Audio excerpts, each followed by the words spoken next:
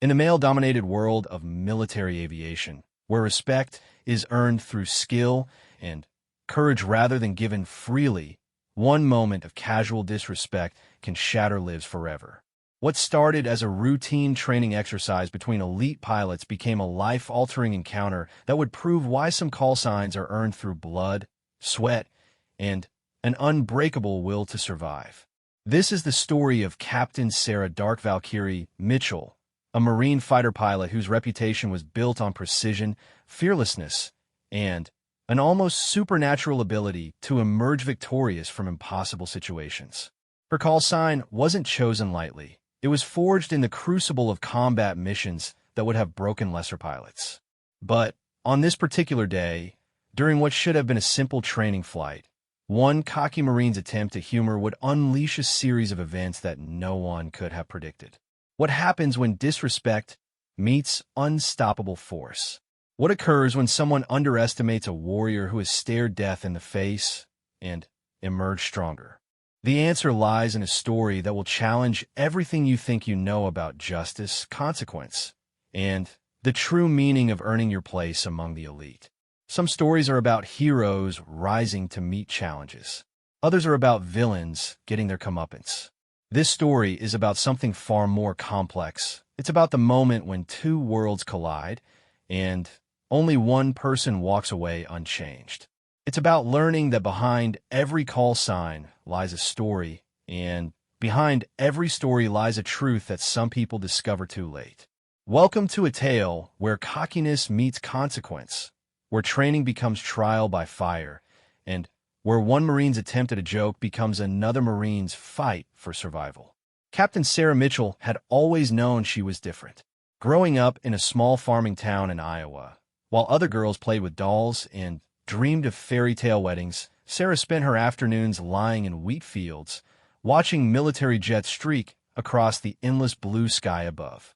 The thunderous roar of engines would send chills down her spine, and she would imagine herself at the controls, dancing through clouds at impossible speeds.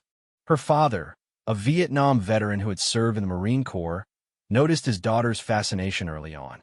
Unlike many parents who might have discouraged such dreams, especially for a girl in the early 2000s, James Mitchell saw something special in Sarah's eyes, a fire that reminded him of the best Marines he had served alongside.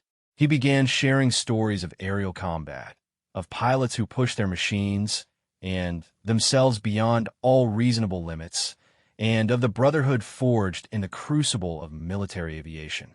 Sarah's journey to becoming a Marine pilot was anything but easy. At the Naval Academy, she faced constant challenges from classmates who questioned whether a woman belonged in the cockpit of a fighter jet.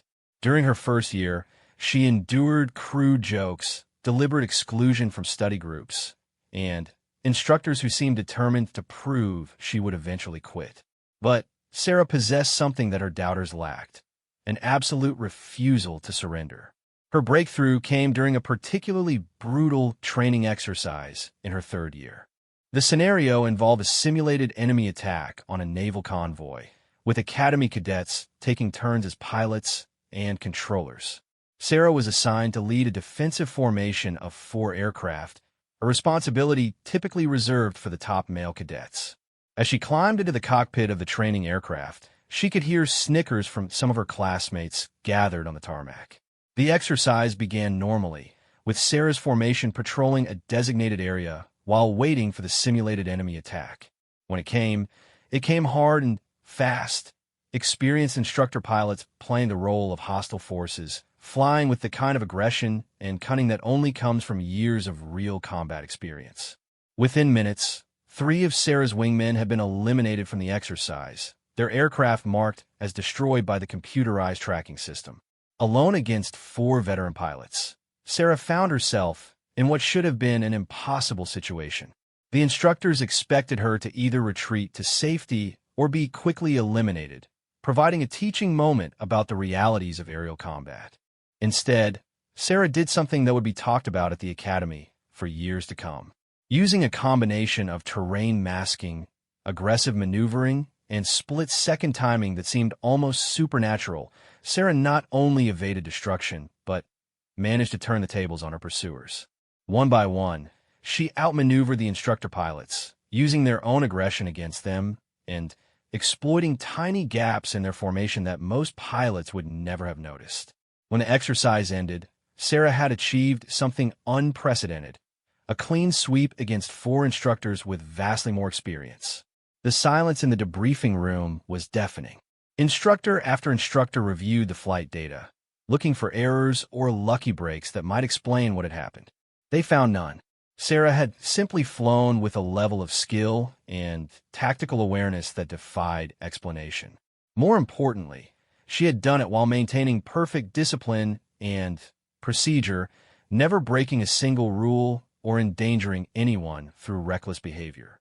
That night, Sarah received an unexpected visitor in her dormitory room. Master Gunnery Sergeant Rodriguez, the most feared and respected enlisted Marine at the Academy, knocked on her door with an expression she had never seen before: genuine respect. Rodriguez had served 3 tours in Afghanistan and had worked with some of the best pilots in the Marine Corps. He looked at Sarah for a long moment before speaking. "Cadet Mitchell," he said, "what you did today wasn't just impressive flying. What you did today was the kind of flying that saves lives and wins wars. You showed those instructors something they haven't seen in years, a pilot who doesn't just react to situations, but creates them." He paused, studying her face. "You remind me of the pilots we called Valkyries in Afghanistan. Dark angels who would appear out of nowhere when things looked hopeless, bringing death to our enemies and salvation to our Marines." The nickname stuck, though it would evolve over time. Initially, classmates called her Valkyrie with a mixture of respect and unease. Sarah's flying style was unlike anything they had encountered.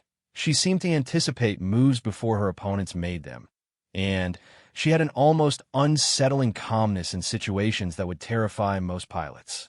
But it was during her first real combat deployment that the dark would be added to her call sign. Flying missions over Syria, Second Lieutenant Mitchell quickly established herself as one of the squadron's most reliable pilots. While other pilots might celebrate successful missions or show visible stress after difficult ones, Sarah maintained the same quiet intensity regardless of circumstances. She would return from combat missions where she had engaged enemy aircraft or provided close air support for Marines under fire with the same expression she wore during routine training flights. The turning point came during a particularly chaotic mission where a Marine patrol had been ambushed in a remote valley. The patrol was pinned down by heavy machine gun fire from multiple positions, and traditional close air support was impossible due to the proximity of friendly forces. Multiple pilots had attempted to provide assistance, but were unable to engage without risking Marine casualties. Sarah arrived on station as the patrol situation became desperate. Ammunition was running low, wounded Marines needed immediate evacuation, and enemy reinforcements were approaching from multiple directions. The ground commander was preparing to order a withdrawal that would likely result in several deaths when Sarah's voice came over the radio with unusual intensity. "Overlord, this is Dark Angel. I can see the targets.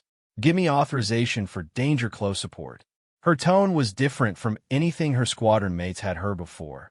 Not excited or nervous, but carrying an edge that seemed to come from someplace very dark and very determined. The ground commander hesitated. Danger close support meant engaging targets within yards of friendly forces, requiring a level of precision that left virtually no margin for error. Even experienced pilots rarely attempted such shots, and never in conditions this chaotic. Dark Angel, negative. Too much risk of friendly casualties. Stand by for alternate options. Sarah's response surprised everyone listening. "Overlord, with respect, there are no alternate options. Those Marines are going to die in approximately 4 minutes when enemy reinforcements arrive. I can take the shots. I guarantee I can take the shots." Something in her voice convinced the ground commander to take the risk. Sarah made 3 passes over the valley, each time engaging targets that seemed impossibly close to Marine positions. Each bomb hit exactly where it needed to hit, eliminating enemy positions without causing any friendly casualties. More remarkably, She managed to create a clear evacuation route that allowed helicopters to extract the wounded Marines safely. When a mission was over and all Marines had been safely evacuated, the ground commander radioed a message that would follow Sarah for the rest of her career. Dark Angel, this is Overlord. That wasn't just good flying, that was something else entirely. You appeared out of nowhere like some kind of dark Valkyrie and saved every life down here. From that day forward, Sarah became known as Dark Valkyrie, a call sign that carried respect throughout the Marine Corps and beyond. It represented not just exceptional flying skills, but also a willingness to take on impossible missions and an almost mystical ability to emerge victorious from situations that would defeat other pilots. Over the next 3 years, Dark Valkyrie built a reputation that was equal parts admiration and unease. She never failed a mission, never lost a wingman, and never showed the kind of emotional response that other pilots displayed after particularly intense combat. Flight surgeons repeatedly cleared her for duty, finding no signs of stress or psychological trauma, but her squadron mates often felt uncomfortable around her. There was something about her calm demeanor and piercing gaze that suggested depths they preferred not to explore. Fellow pilots would later describe flying with Dark Valkyrie as both the safest and most unsettling experience of their careers. They knew that she would never let them down and would go to any length to bring them home safely. But they also sensed that she operated according to a code that went beyond normal military doctrine, drawing from sources of strength and determination that seemed almost inhuman. By the time Dark Valkyrie returned to the United States for advanced training and instructor duties, her reputation had preceded her. Stories of her combat exploits have been shared and embellished throughout the Marine Corps aviation community, creating a legend that was both inspiring and intimidating. New pilots dreamed of flying like Dark Valkyrie, while experienced aviators wondered if such skill came at a price they were unwilling to pay. Captain Sarah Mitchell had become something more than just an exceptional pilot. She had become a force of nature wrapped in a flight suit, carrying a call sign that meant something different to everyone who heard it. To Marines on the ground, Dark Valkyrie represented salvation and hope. To enemy pilots, she represented swift and certain death. To her fellow aviators, she represented possibilities and abilities that challenged their understanding of what human beings could accomplish. As she prepared to begin her new assignment as an instructor pilot at the Marine Corps Air Station in South Carolina, Dark Valkyrie had no way of knowing that her reputation would soon collide with someone else's arrogance in a way that would change multiple lives forever. The stage was set for a confrontation that would prove that some legends are earned through more than just skill. They're forged through the willingness to defend one's honor and protect those who cannot protect themselves, regardless of the cost. Lieutenant Marcus "Hotshot" Thompson represented everything that was wrong with privilege in the military. The son of a Marine Corps general and grandson of a Medal of Honor recipient, Marcus had grown up believing that his place among the elite was guaranteed by birthright rather than earned through merit. His path to becoming a Marine pilot had been smoothed by family connections, recommendation letters from high-ranking officers, and an assumption that success was his natural destiny. Unlike Sarah's grueling journey through the academy, Marcus had enjoyed a relatively comfortable experience. His classmates knew better than to challenge someone with such powerful family connections, and his instructors were aware that his father maintained close relationships with officers who controlled their career advancement. This protective environment had allowed Marcus to develop considerable flying skills without ever experiencing the kind of adversity that builds true character. Marcus graduated near the top of his flight school class, not through exceptional effort, but through a combination of natural ability and the kind of confidence that comes from never having faced real consequences for failure. His instructors noted his technical proficiency while privately expressing concerns about his attitude and decision-making under pressure. These concerns were carefully worded in his fitness reports to avoid offending his influential family while still documenting their observations. His call sign "Hotshot" had been assigned during advanced training, though not for the reasons Marcus preferred to believe. While he told people it reflected his aggressive flying style and willingness to take risks, his instructors had chosen it as a subtle warning to future commanders about his tendency toward overconfidence and poor judgment. In military aviation, call signs often carry hidden meanings that serve as informal communication between experienced officers about a pilot's true capabilities and character.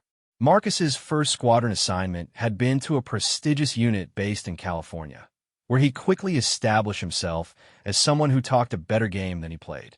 During training exercises, he consistently demonstrated solid technical skills, but showed a disturbing tendency to take unnecessary risks and blame others when missions didn't go according to his plans. His squadron mates learned to fly conservatively when paired with hotshot, knowing that he might abandon established procedures if he thought it would make him look impressive. The warning signs had been present from the beginning, but Marcus's family connections provided insulation from serious consequences. When he violated radio procedures during a training exercise and caused confusion that nearly resulted in a mid-air collision, his punishment was limited to a verbal reprimand and additional training. When he ignored orders from an air traffic controller and entered restricted airspace during a joint exercise with Navy forces, his squadron commander received a phone call from General Thompson suggesting that young officers sometimes needed patience and mentoring rather than harsh discipline. Marcus's attitude toward women in the military reflected the worst traditions of an organization slowly evolving toward true equality. He viewed female pilots as affirmative action appointments who had achieved their positions through political correctness rather than merit.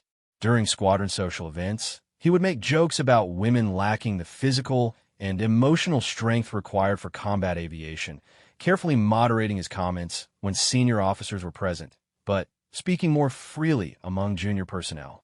His deployment to Afghanistan had been deliberately arranged to minimize his exposure to actual combat, while allowing him to accumulate the kinds of credentials that would enhance his career prospects. Marcus flew mostly routine transport and reconnaissance missions, avoiding the high-risk, close air support assignments that separated truly exceptional pilots from merely competent ones. He returned to the United States with a respectable service record that looked impressive on paper while lacking the depth of experience that comes from facing genuine adversity.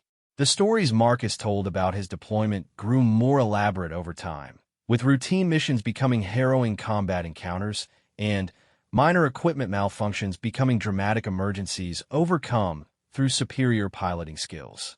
He was careful to share these embellished accounts only with people who had no way of verifying their accuracy, building a reputation based more on narrative than reality.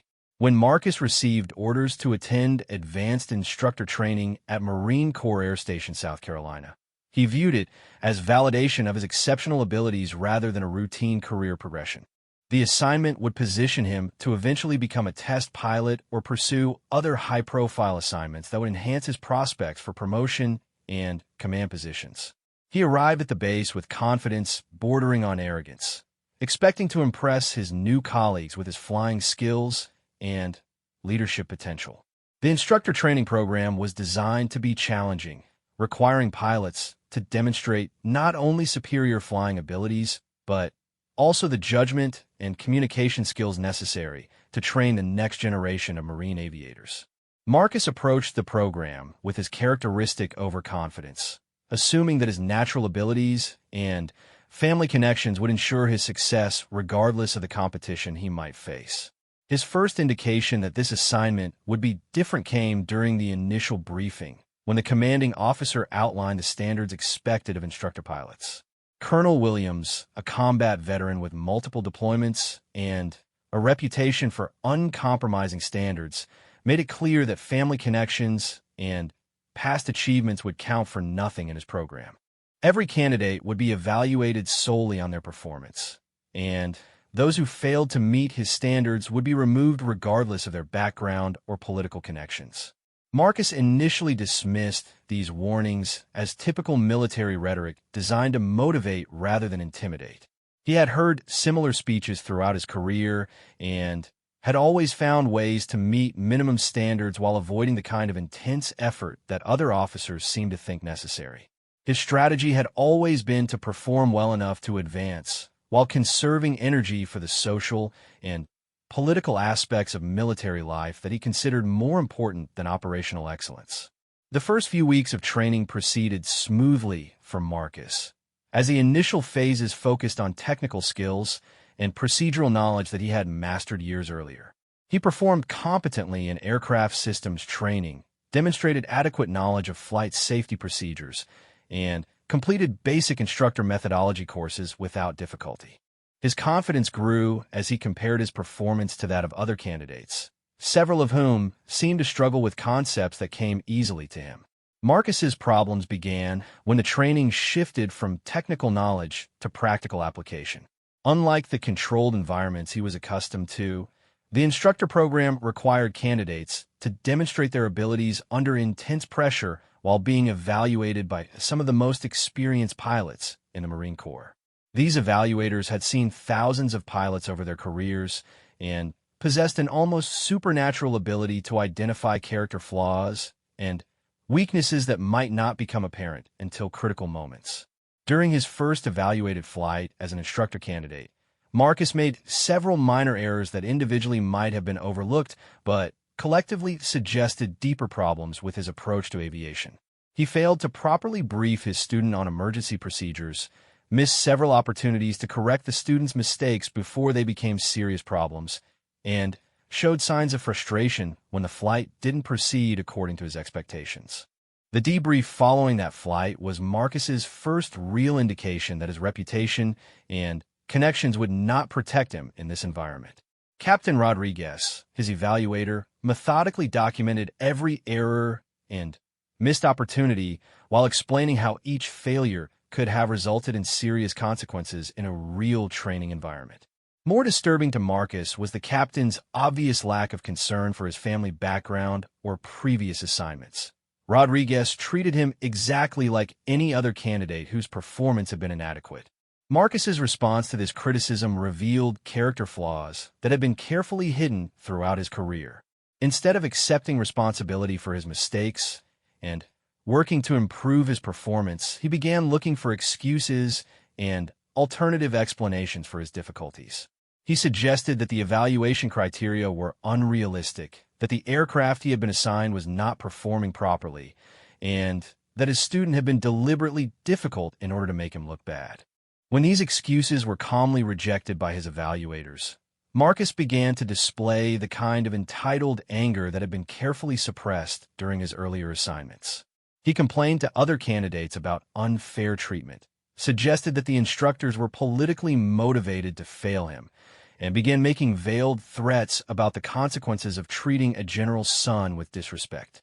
These displays of poor character did not go unnoticed by his fellow candidates, many of whom had earned their positions through genuine merit and hard work. Marcus found himself increasingly isolated from his peers, who recognized him as the kind of officer who would take credit for their successes while blaming them for his failures. His attempts to build alliances based on shared resentment of their instructors fell flat among pilots who viewed the training as an opportunity to improve their skills rather than an ordeal to be endured. The situation reached a breaking point during Marcus's fourth week of training, when he was assigned to fly with one of the program's most demanding evaluators. Captain Sarah Dark Valkyrie Mitchell had recently arrived at the base to begin her instructor duties, and Marcus had heard whispers about her reputation from other candidates. The story seemed too dramatic to be entirely true, but even the embellished version suggested that she was someone who took aviation very seriously indeed. Marcus's first encounter with Dark Valkyrie was at a mandatory briefing on flight safety, where she presented case studies of training accidents that had resulted in pilot deaths. Her presentation was matter-of-fact and professional, but Marcus was struck by the intensity in her eyes as she described the chain of errors that typically led to fatal accidents. She seemed to view each case study as a personal responsibility rather than abstract lessons about risk management. After the briefing, Marcus made what he would later recognize as a crucial error in judgment. Attempting to demonstrate his confidence and perhaps impress the other candidates. He approached Dark Valkyrie with a casual comment about her presentation being a bit intense for a routine safety brief. He had intended the remark as harmless small talk, the kind of mildly challenging banter that had served him well in previous assignments. Dark Valkyrie's response was unlike anything Marcus had experienced in his military career. She turned to face him with an expression that seemed to look directly through him, studying his face with the kind of intensity typically reserved for enemy aircraft or serious emergencies. When she spoke, her voice carried no emotion whatsoever, but somehow managed to convey a level of authority that made Marcus feel like a child being corrected by an adult. Lieutenant Thompson, those case studies represent real pilots who died because someone in their chain of command failed to take safety seriously enough. Each one of those accidents was preventable, and each one occurred because people like you decided that procedures and standards were suggestions rather than requirements that exist to keep people alive. The brief exchange attracted the attention of other candidates and instructors, creating exactly the kind of public confrontation that Marcus had been trying to avoid. Worse yet, Dark Valkyrie's calm professionalism made his attempted banter appear juvenile and disrespectful in comparison. He retreated from the conversation with the uncomfortable realization that he had seriously underestimated someone who might have significant influence over his career prospects. That evening, Marcus learned from other candidates that he had been assigned to fly with Dark Valkyrie the following week for what would be one of his most important evaluation flights. The news filled him with a mixture of anxiety and resentment. Anxiety because he sensed that she would not be easily impressed or manipulated, and resentment because he felt she had deliberately embarrassed him in front of his peers. As he prepared for what would prove to be a life-changing encounter, Marcus made a decision that would haunt him for years to come. Instead of focusing on improving his flying skills and demonstrating the professionalism expected of a Marine officer, he decided that his best strategy would be to assert dominance over someone he viewed as an obstacle to his advancement. He began planning an approach that would put Dark Valkyrie in her place while demonstrating his superior knowledge and experience. Marcus Thompson was about to learn that some people cannot be intimidated, manipulated, or disrespected without consequences that extend far beyond hurt feelings or damaged egos.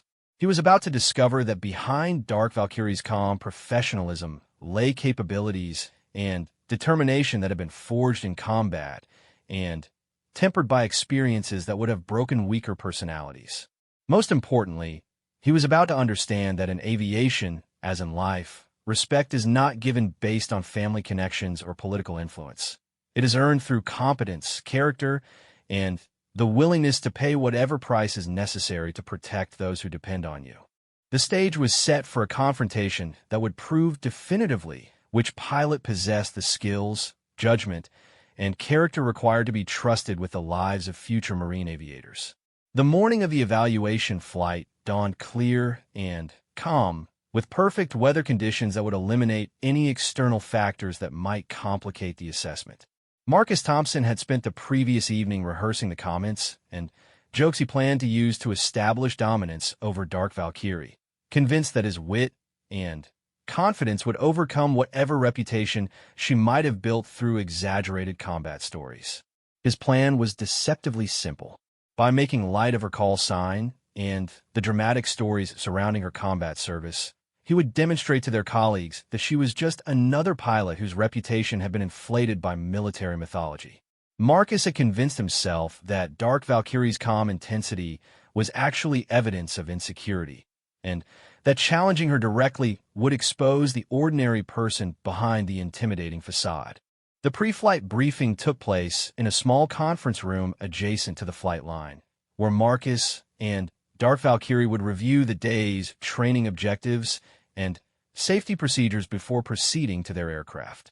Marcus arrived early, hoping to set a confident tone for the encounter, and was reviewing his flight plan when Dark Valkyrie entered the room with the same purposeful stride that characterized everything she did. She was carrying a thick folder containing Marcus's training records, evaluation reports from his previous flights, and detailed notes from instructors who had worked with him during the program. Dark Valkyrie believed in thorough preparation, and she had spent considerable time studying Marcus's performance patterns and identifying areas where he needed improvement. Her goal was to provide him with the kind of challenging but fair evaluation that would either help him become a better pilot or reveal definitively that he lacked the qualities necessary for instructor duties. Marcus interpreted her professional demeanor as an opportunity to implement his strategy. As Dark Valkyrie began reviewing the flight objectives, he interrupted with what he thought was a disarming smile and a casual tone designed to establish a more relaxed atmosphere. "So, Captain Mitchell, I've been hearing some pretty wild stories about how you got that call sign. Dark Valkyrie, right? Sounds like something out of a comic book or maybe a fantasy novel. Did you come up with that yourself? Or did some creative writer in the public affairs office help you out?" The question hung in the air like the moment before a thunderstorm breaks. Dark Valkyrie stopped speaking and slowly raised her eyes from the briefing materials to focus on Marcus's face with a kind of intensity that made experienced pilots check their instruments for emergency warnings. The silence stretched long enough for Marcus to realize that his opening gambit had not produced the reaction he had expected. When Dark Valkyrie finally responded, her voice carried the same calm tone she had used during the safety briefing, but Marcus detected something underneath it that made him suddenly aware of how isolated they were in the small briefing room. "Lieutenant Thompson, call signs in marine aviation are typically earned through actions that demonstrate exceptional skill, courage, or character under circumstances where failure would result in death or mission failure. They are not marketing tools or public relations devices. They are recognition from fellow warriors that an individual has proven themselves worthy of trust and respect when lives are on the line." Marcus realized that his attempt at humor had not only failed, but had actually made the situation worse. Dark Valkyrie's response had been delivered with the kind of quiet authority that made further jokes seem not just inappropriate, but genuinely dangerous. However, his pride and his commitment to his original plan prevented him from backing down gracefully. Right, I get that. It's just that some of these call signs sound a bit dramatic when you hear them secondhand, you know? I mean, Dark Valkyrie sounds like something designed to intimidate people rather than something that happened naturally. No offense, but it seems a little over the top for routine flight operations. The words left Marcus's mouth before he fully considered their implications. He had essentially accused a decorated combat veteran of fabricating her reputation for dramatic effect, questioning not only her integrity, but also the judgment of every Marine who had served with her and validated her abilities through their respect and trust. Dark Valkyrie's response was swift and devastating in its simplicity. She opened the folder containing Marcus's records and began reading from his evaluation reports in the same tone she might use to recite technical specifications for aircraft systems. "Lieutenant Thompson, according to your training records, you have never successfully completed a danger close air support mission. You have never flown combat operations in contested airspace. You have never been responsible for the lives of Marines under fire. Your deployment record indicates that you flew primarily administrative and reconnaissance missions in low-threat environments. Your fitness reports consistently note concerns about your judgment under pressure and your tendency to blame others for mission failures." She paused, allowing the weight of these facts to settle before continuing. "Your call sign, Hotshot, was assigned by instructors who documented concerns about your overconfidence and poor decision-making. The term is typically used in marine aviation to identify pilots who are considered dangerous to themselves and others due to their tendency to take unnecessary risks and ignore established procedures." Marcus felt the blood drain from his face as Dark Valkyrie calmly dismantled his carefully constructed self-image with documented facts from his own service record. Every criticism she had voiced was supported by official evaluations that he had assumed would remain confidential, and her matter-of-fact delivery made his boastful attitude appear ridiculous in comparison. But Dark Valkyrie was not finished. She continued reading from his records, documenting specific incidents where his poor judgment had endangered training missions and created problems for his squadron mates. The litany of failures and near misses painted a picture of a pilot who had been protected by family connections rather than promoted based on merit, and Marcus realized that his reputation was far different from what he had believed. Desperate to regain control of the situation, Marcus made what would prove to be the most catastrophic error of his military career. Instead of accepting the criticism and attempting to demonstrate improvement through his performance, he decided to escalate the confrontation by attacking Dark Valkyrie's gender and suggesting that her combat record was the result of special treatment rather than genuine ability. "Look, Captain, I appreciate that the Marine Corps is trying to be more inclusive these days, and I'm sure you've worked hard to get where you are. But let's be honest about what really happens when women get assigned to combat roles.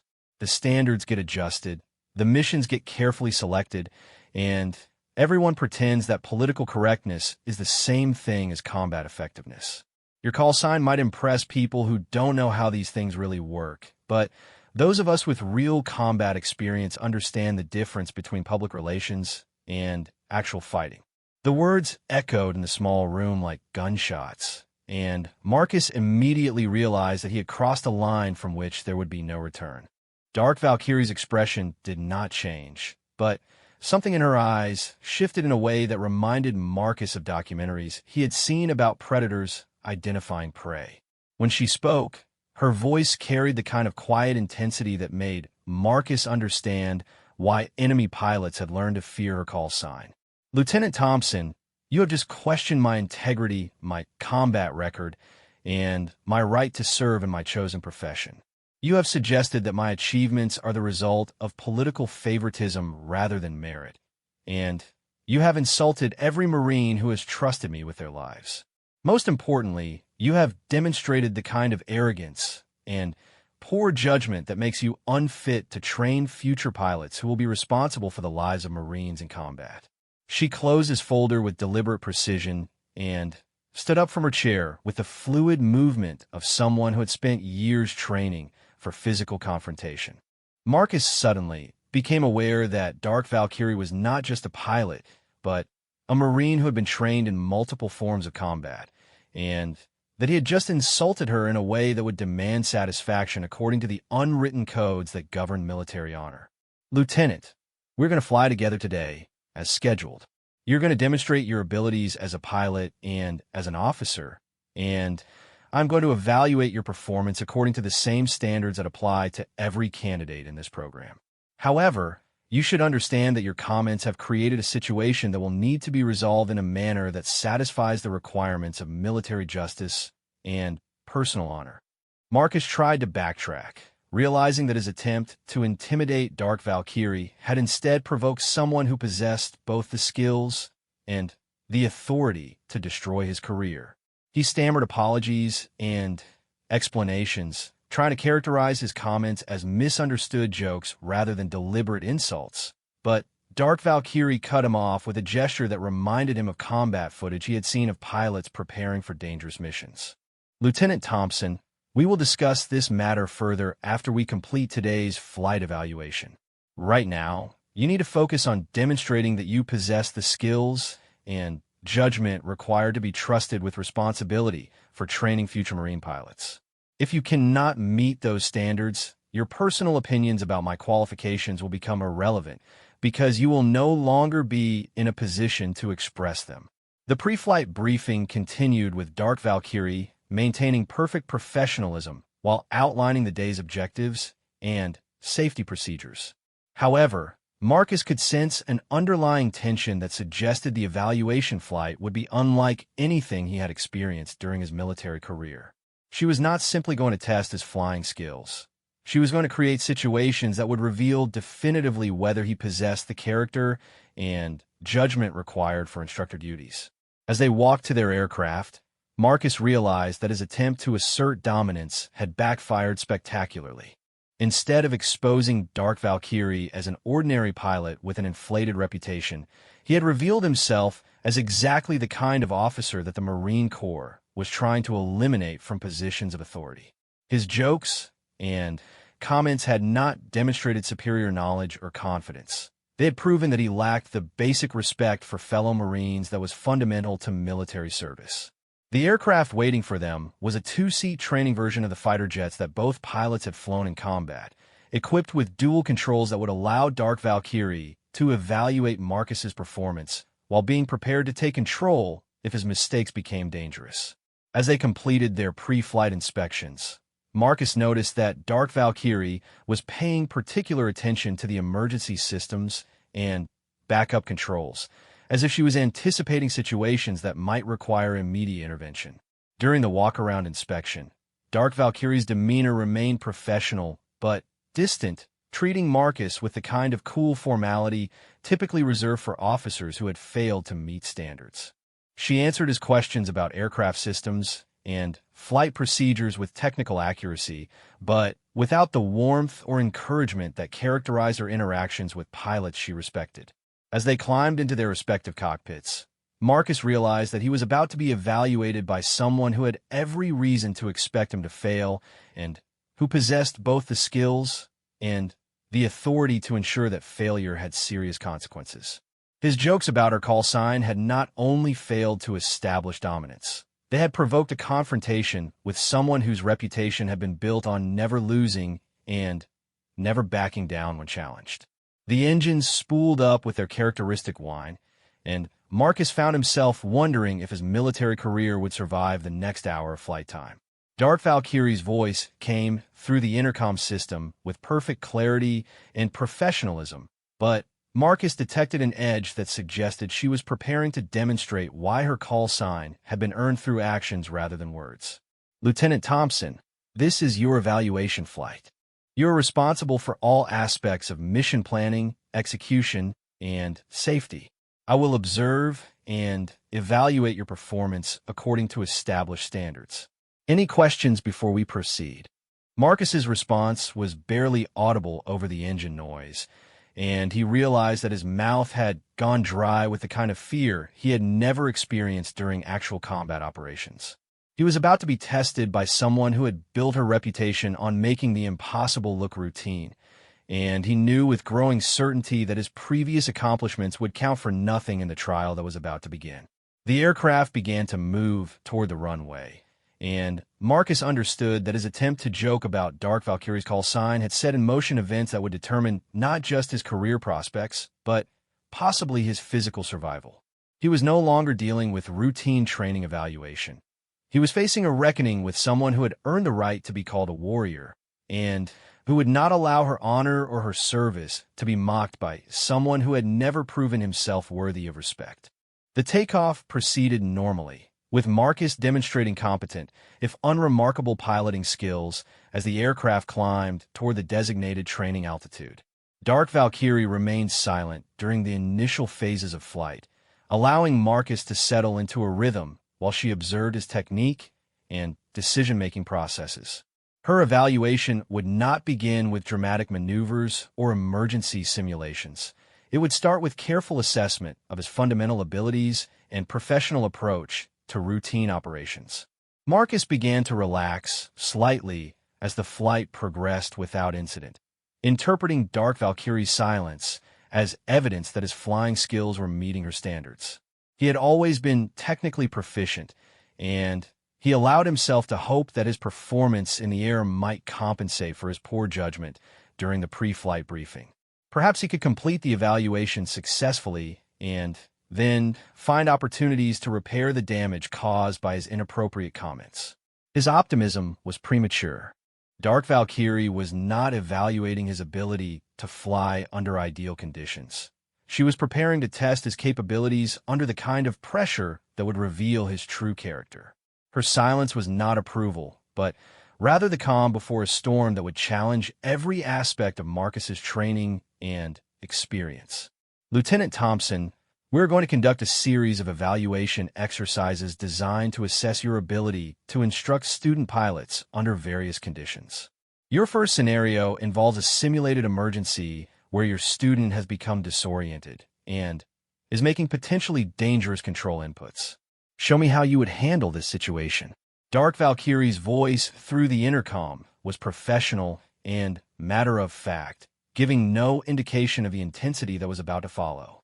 Marcus acknowledged the instruction and began explaining his approach to handling disoriented students, outlining the standard procedures he had memorized during instructor training. His response was textbook perfect, but lacked the depth of understanding that comes from actual experience with panicked or confused pilots. Very good, Lieutenant. Now demonstrate your technique. I will simulate a disoriented student pilot, and you'll talk me through the recovery procedure while maintaining aircraft safety. Marcus felt confident as the exercise began. He had studied emergency procedures extensively and had practiced similar scenarios during his training. However, Dark Valkyrie's simulation of a disoriented student was unlike anything he had encountered in controlled training environments. Her responses were erratic and emotional, replicating the kind of panic-induced behavior that could occur when inexperienced pilots found themselves in situations beyond their capabilities. I don't understand what's happening. The instruments don't make sense. Which way is up? I think we're going to crash. Dark Valkyrie's voice carried genuine distress and confusion, creating exactly the kind of scenario that had resulted in training accidents when instructor pilots failed to maintain control of deteriorating situations. Marcus's initial response followed standard procedures, but Dark Valkyrie's continued simulation of panic began to affect his own stress levels. She was not simply reading from a script. She was creating the kind of authentic emergency that required immediate and decisive action. More disturbing to Marcus was the realization that her simulation was so convincing that he was beginning to experience genuine concern about aircraft safety despite knowing that the emergency was not real. Lieutenant, you need to take control of this aircraft immediately. I can't tell which instruments to trust. The horizon looks wrong. Are we inverted? Dark Valkyrie's simulated panic was escalating, creating exactly the kind of pressure that separated competent instructors from exceptional ones. Marcus attempted to follow established procedures for calming distressed students, but his voice began to show signs of the stress he was experiencing. His instructions became less clear and more urgent, suggesting that Dark Valkyrie's simulation was affecting his own decision-making abilities. Worse yet, he was beginning to make small errors in his own flying as he divided his attention between managing the simulated emergency and maintaining aircraft control. The exercise continued for several more minutes, with Dark Valkyrie maintaining her simulation of student panic while simultaneously evaluating Marcus's response to the situation. His performance was adequate, but revealed several concerning patterns. He became flustered when students did not respond immediately to his instructions. He showed signs of frustration when established procedures did not quickly resolve the situation. And, most importantly, he began to prioritize completing the exercise over ensuring flight safety. Sufficient, Lieutenant. Resume normal flight operations. Dark Valkyrie's voice returned to its calm, professional tone, but Marcus could sense that his performance had been found lacking. He had maintained aircraft safety and eventually guided the simulated student through the emergency procedures, but his technique had been mechanical rather than inspired, and his stress responses had suggested limitations that could become dangerous in real emergency situations. Your next scenario involves a student who has become overconfident and is attempting maneuvers beyond his skill level. Again, I will simulate the student behavior, and you will demonstrate your instructional technique. Marcus nodded his understanding, but he was beginning to realize that Dark Valkyrie's evaluation methods were designed to expose weaknesses that might not become apparent during routine training flights. Her simulations were too realistic, too emotionally authentic, and too challenging for comfort. He was no longer being tested on his knowledge of procedures. He was being tested on his ability to handle situations that could genuinely threaten lives. The second scenario began with Dark Valkyrie adopting the persona of an arrogant student pilot convinced of his own abilities despite obvious limitations. Her simulation was again disturbingly authentic, capturing the exact tone and attitude that Marcus himself had displayed during his encounters with more experienced pilots throughout his career. Come on, Captain, this stuff is easy. I've been flying since I was a kid, and these training exercises are way too conservative. Let me show you what this aircraft can really do. I know you probably have to follow the standard procedures, but I'm ready for some real flying. Dark Valkyrie's simulation of overconfident arrogance was so accurate that Marcus felt personally attacked rather than professionally challenged. Marcus's response revealed another significant weakness in his instructional abilities. Instead of maintaining professional distance while firmly establishing appropriate boundaries, he became defensive and argumentative with the simulated student. His explanations of safety procedures sounded more like justifications than confident assertions of authority, and his tone suggested that he was trying to convince rather than command. Student pilot, you will follow established procedures and demonstrate basic competency before attempting advanced maneuvers. These procedures exist for safety reasons, and your personal opinion about their necessity is not relevant to your training requirements. Marcus's response was technically correct, but lacked the calm authority that characterizes effective instruction. Dark Valkyrie's simulation escalated the scenario by having the simulated student begin performing unauthorized maneuvers despite Marcus's instructions. Her control inputs became aggressive and unpredictable, creating exactly the kind of situation that could result in loss of aircraft control if not managed properly.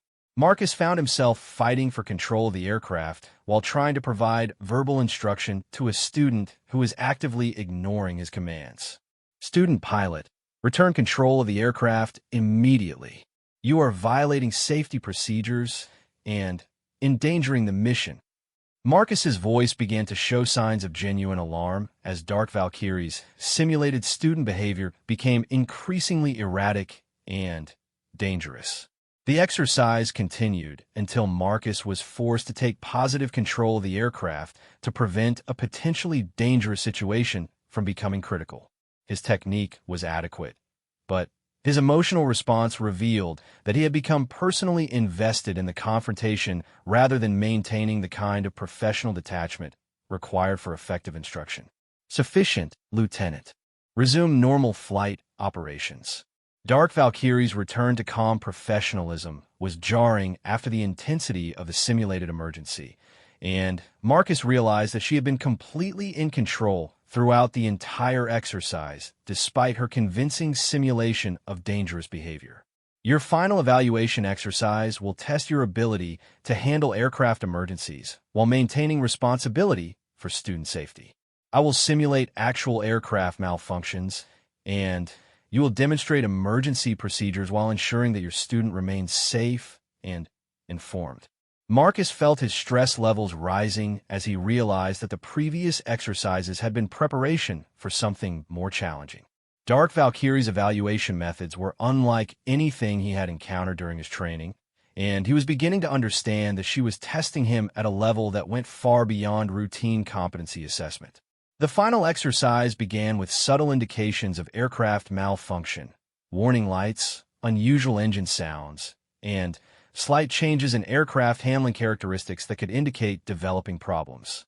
Marcus was required to identify the malfunction, execute appropriate emergency procedures, and maintain constant communication with his simulated student throughout the process.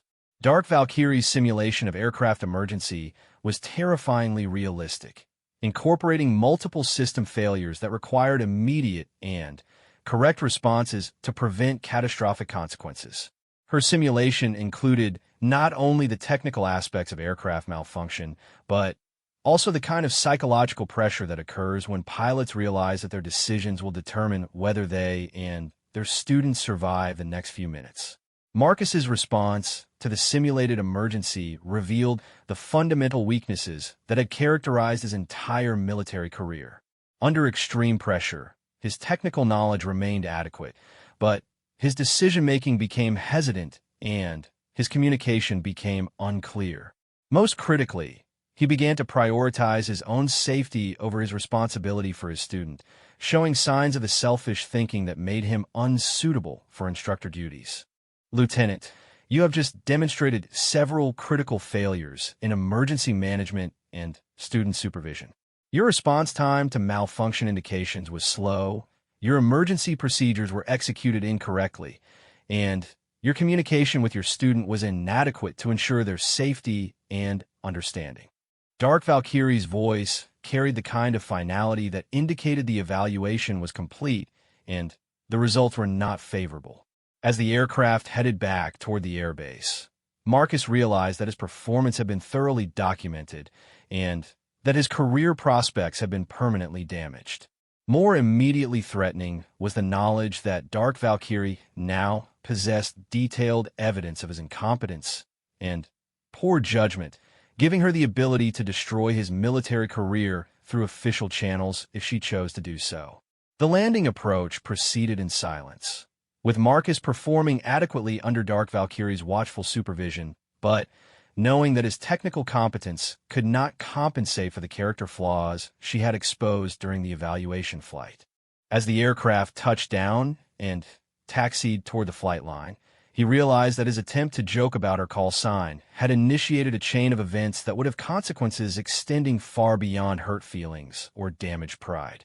The engines wound down as they reached the parking area, and Marcus understood that the real confrontation was about to begin. The flight evaluation had been merely the opening phase of a reckoning that would determine not only his career prospects, but also whether Dark Valkyrie would be satisfied with professional consequences or would demand the kind of personal satisfaction that military honor sometimes required. As they climbed out of their respective cockpits, Marcus noticed that other pilots and ground crew members were watching their arrival with unusual interest. Word of the confrontation during the pre-flight briefing had apparently spread throughout the squadron, and everyone was curious about the outcome of the evaluation flight. Marcus realized that his humiliation would not be private. It would be witnessed by the entire community of pilots whose respect he had hoped to earn. Dark Valkyrie's expression as she removed her helmet was professional, but implacable, carrying the kind of quiet intensity that suggested the evaluation flight had confirmed her worst expectations about Marcus's capabilities and character. She gathered her flight gear with deliberate precision while Marcus stood uncertainly beside the aircraft, unsure whether to attempt further apologies or simply wait for her to announce his fate. The walk back to the squadron building proceeded in silence, but Marcus could sense that Dark Valkyrie was preparing for a confrontation that would resolve the matters of honor and respect that his earlier comments had brought into question. The flight evaluation had provided her with ammunition, but the real battle was about to begin.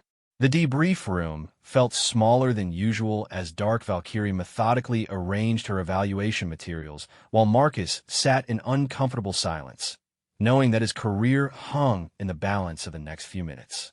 The flight evaluation had been thorough and damning, documenting multiple failures that would be difficult to explain or excuse.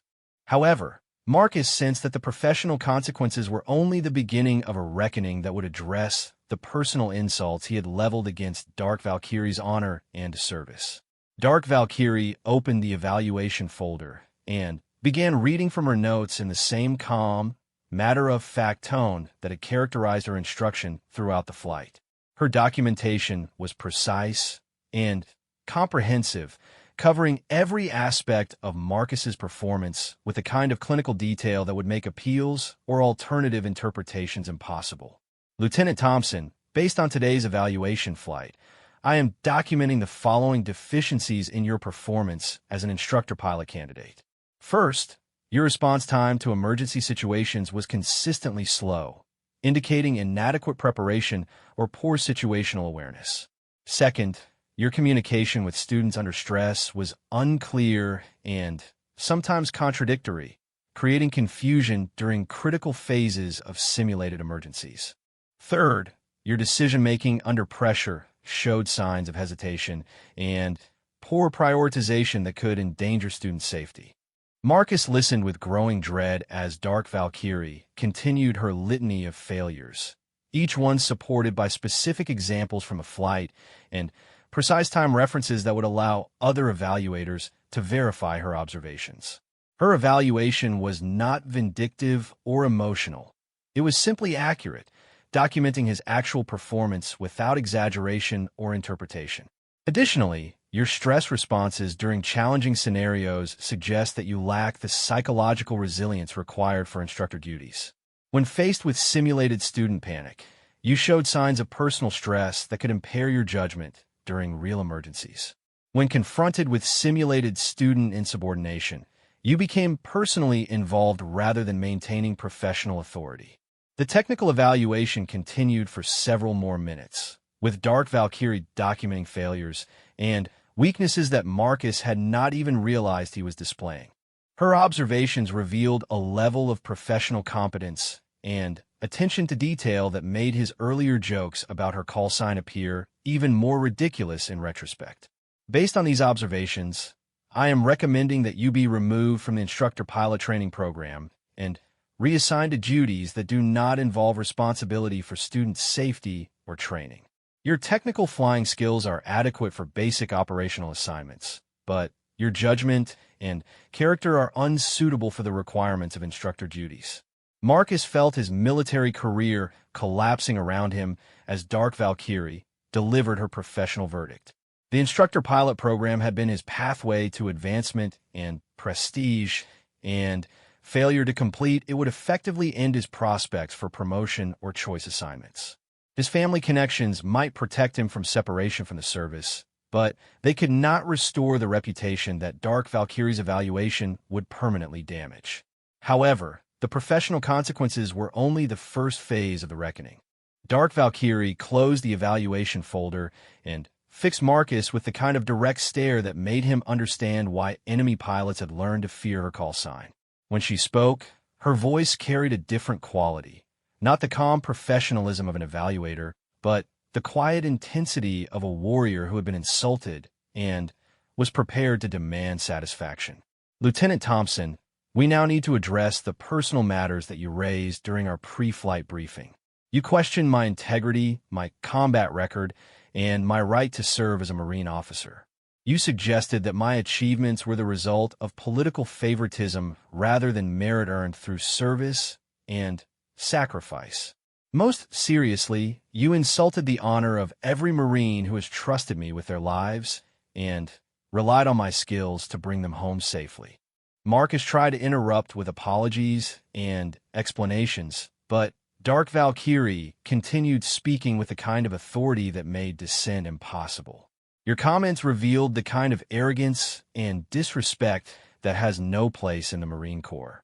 You assumed that your family connections and gender would protect you from the consequences of insulting a fellow officer, and you demonstrated the kind of entitled thinking that makes you dangerous to the Marines who might serve under your command in the future.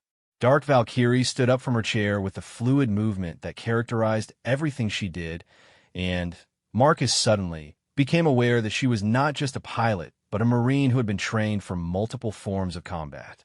Her physical presence filled the small room in a way that made Marcus feel trapped and vulnerable. Lieutenant, you have two choices. You can accept responsibility for your comments and actions, acknowledge that you spoke from ignorance and prejudice rather than knowledge, and commit to learning from this experience. Or you can continue to believe that your family connections and personal opinions make you superior to Marines who have earned their positions through merit and sacrifice. Marcus realized that this was not simply a disciplinary conversation, but a test of character that would determine how the rest of his military career would unfold. Dark Valkyrie was offering him an opportunity to demonstrate growth and maturity, but she was also making it clear that his response would have permanent consequences for how he was viewed by his fellow Marines. Desperation and pride warred within Marcus as he struggled to formulate a response. Part of him recognized that Dark Valkyrie was offering him a way to salvage something from the wreckage of his evaluation, but his ego rebelled against the idea of admitting complete defeat to someone he had intended to intimidate. His decision would prove to be the final and most catastrophic error of his military career. Look, Captain, I think we both got a little carried away during the briefing, and maybe the evaluation was influenced by personal feelings rather than objective assessment. I'm willing to acknowledge that my comments might have been inappropriate, but I think your response has been disproportionate to what was really just some harmless banter between colleagues. The words hung in the air like smoke from an explosion, and Marcus immediately realized that he had made the worst possible choice. Instead of accepting responsibility and demonstrating maturity, he had doubled down on his original position while simultaneously accusing Dark Valkyrie of allowing personal bias to influence her professional evaluation. Dark Valkyrie's response was swift and devastating. She opened a locked drawer in the desk and withdrew a small recording device, placing it on the table between them with the kind of deliberate precision that suggested she had been prepared for exactly this scenario. Lieutenant Thompson, as per standard procedures for instructor evaluations, our pre-flight briefing was recorded for quality assurance purposes. Would you like me to play back your exact comments so that we can determine whether they constituted harmless banter or deliberate insults directed at a fellow Marine officer? Marcus felt the blood drain from his face as he realized that his attempts to characterize his comments as innocent jokes will be contradicted by his own recorded words. More terrifying was the knowledge that Dark Valkyrie had anticipated his response and had prepared evidence that would make denial or minimization impossible. Additionally, our entire evaluation flight was recorded through the aircraft's training systems, providing objective documentation of your performance that can be reviewed by any qualified evaluator.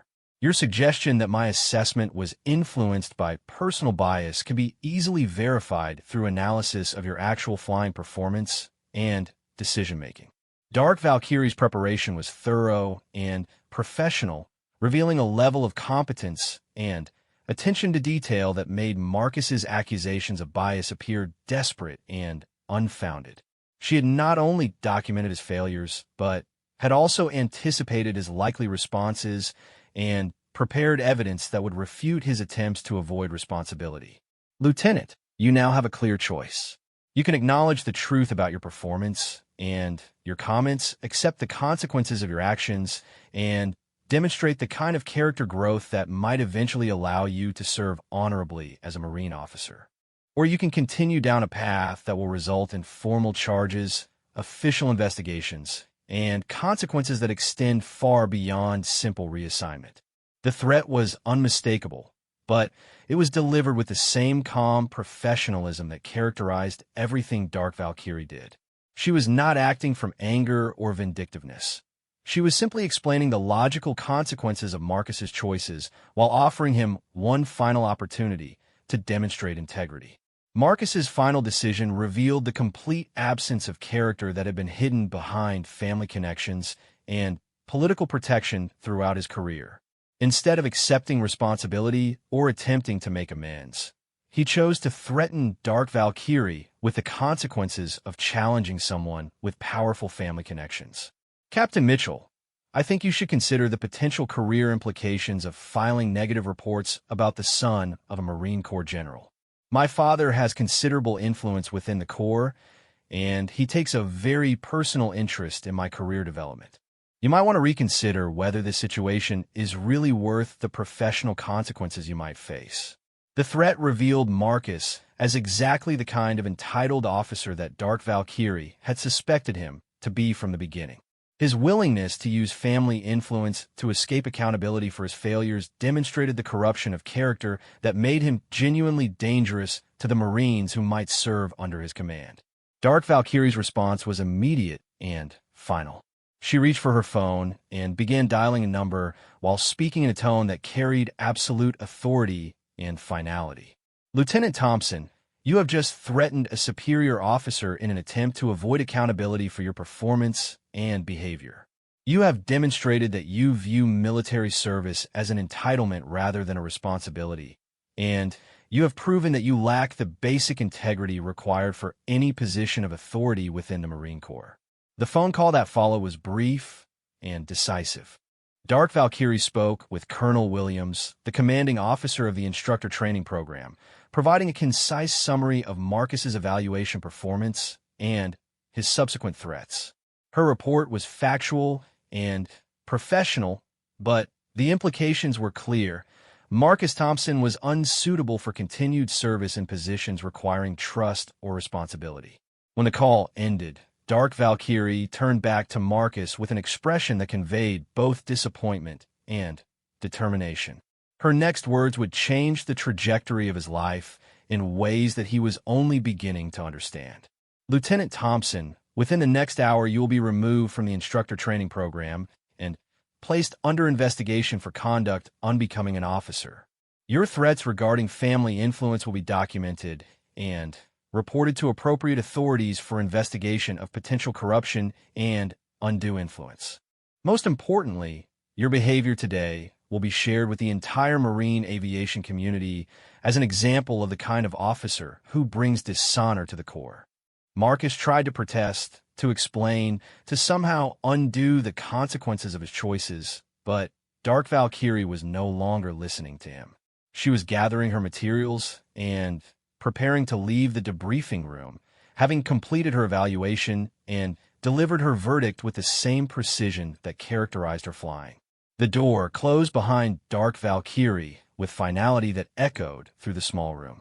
Marcus was left alone with the wreckage of his military career, understanding too late that his attempt to joke about her call sign had initiated a confrontation with someone whose skills, character, and determination had been forged in combat, and tempered by experiences that had shaped her into exactly the kind of warrior he had pretended to be.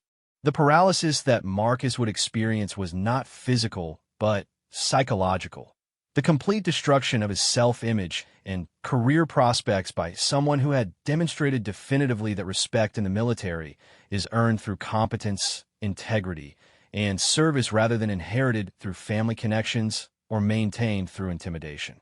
Dark Valkyrie had not simply defeated him in a professional evaluation. She had exposed him as a fraud whose presence in the Marine Corps endangered the lives and honor of better Marines.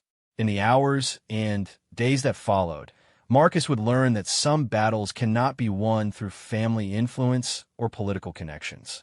He had challenged someone whose reputation was built on substance rather than appearance, whose call sign had been earned through actions that he could never hope to match, and whose commitment to the Corps would not allow her to tolerate officers who brought dishonor to the service she had sworn to protect. The Marine who had tried to joke about Dark Valkyrie discovered too late that behind the call sign lay a warrior whose standards of excellence and honor would not be mocked or compromised by anyone, regardless of their connections or sense of entitlement. His career was not just ended, but destroyed, serving as a permanent reminder that in the military, as in combat, there are consequences for underestimating those who have earned their place through courage, skill, and an unbreakable commitment to their fellow Marines.